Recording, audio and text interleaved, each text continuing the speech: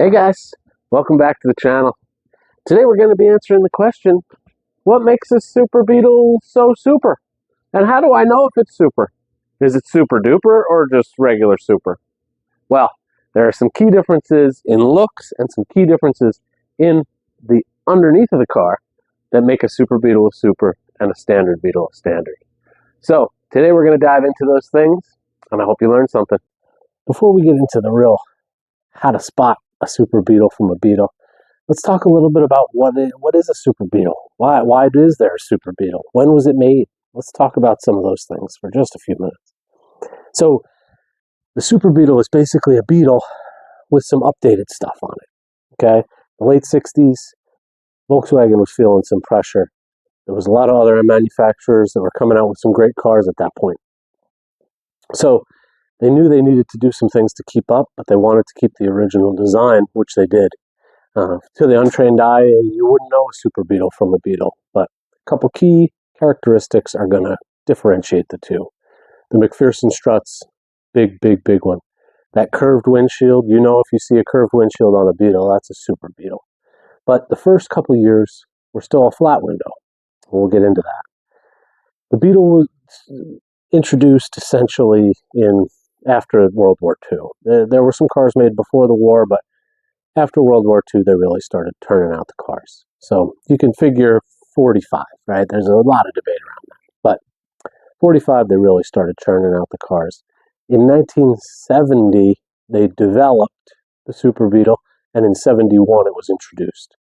So 71 and 72, first 2 years of the Super Beetle.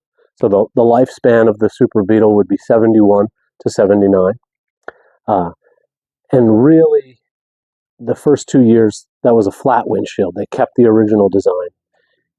The 73 model would have had the first curved windshield. Okay, so it's a little deceptive those first 2 years, 71, 72. They still have a flat windshield, but you definitely know it by looking at those front struts, which you're going to see some pictures of in a little bit. 71, 72 is referred to as a 1302. 73 and beyond to 79, that's referred to as a 1303. Okay, so a little bit of difference there, but still a Super Beetle from 71 to 79. And like I said, from the pressures of the other auto manufacturers, they had to update the car. There was some crash testing that they had to pass at that point that the Beetle was having a hard time with. The consumers wanted a little bit more updated stuff in their cars. So, you know, they did the padded dash and they did the McPherson struts. But I want to tell you right now, and I was told this my whole life, a Super Beetle is not a faster car. From the A pillar, okay, forward, it's a different car on a Super Beetle. From the A pillar back, same car, okay? Super Beetle doesn't mean it's super fast, doesn't mean it's super agile, doesn't mean it's super in any way, except for the fact that it's awesome, it's a Beetle. But it's got a new front end, and basically that's the end of it. So let's take a look at the differences.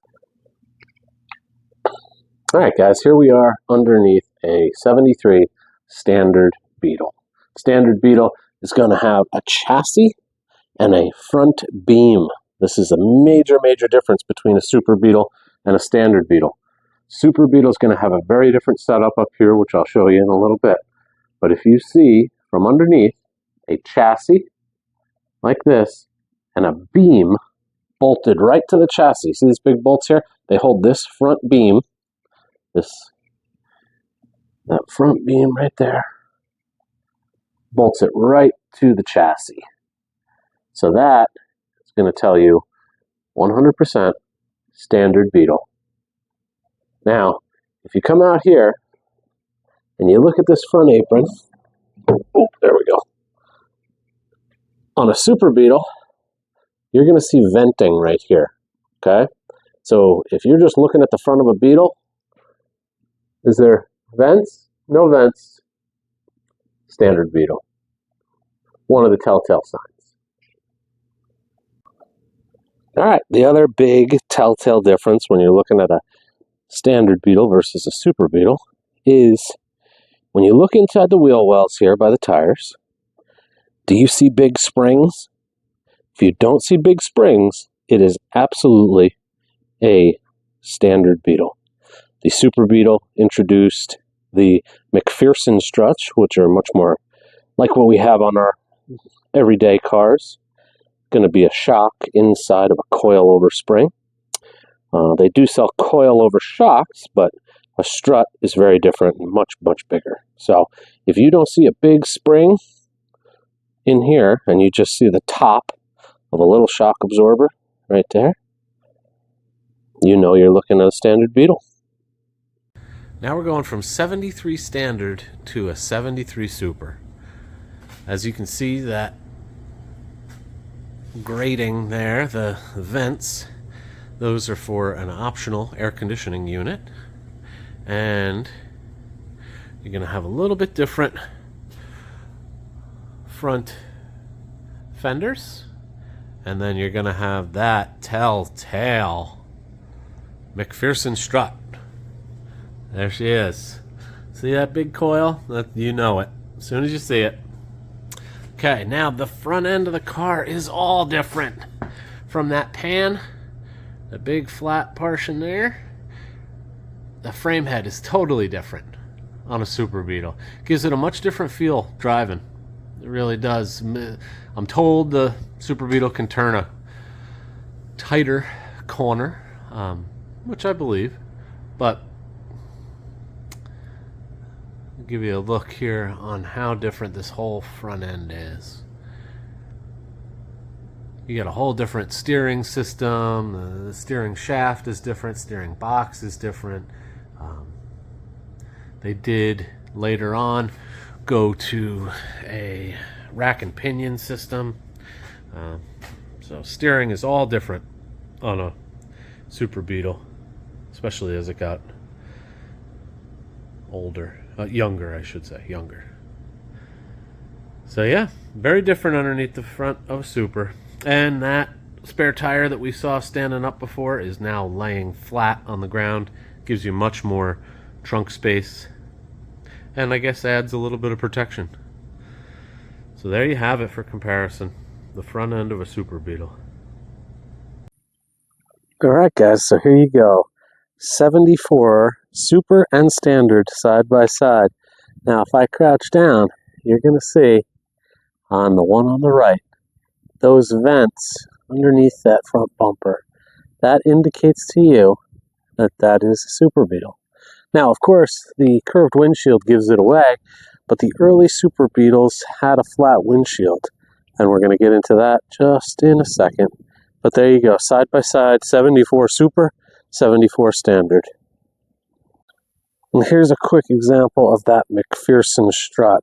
Now this one, if I can, flat windshield, Super Beetle.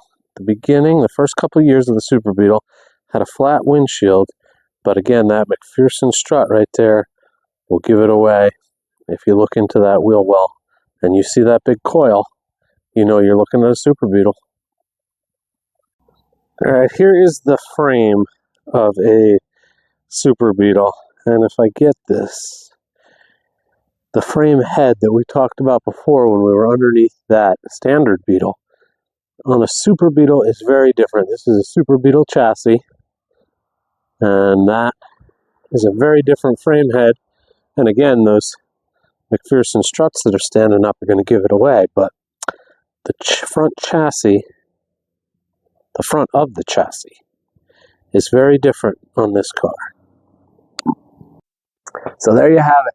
The difference between a Super Beetle and a Beetle really comes down to the front end of the car. From that driver's seat back, it's basically a Beetle. It is a Beetle. There's no basically about it.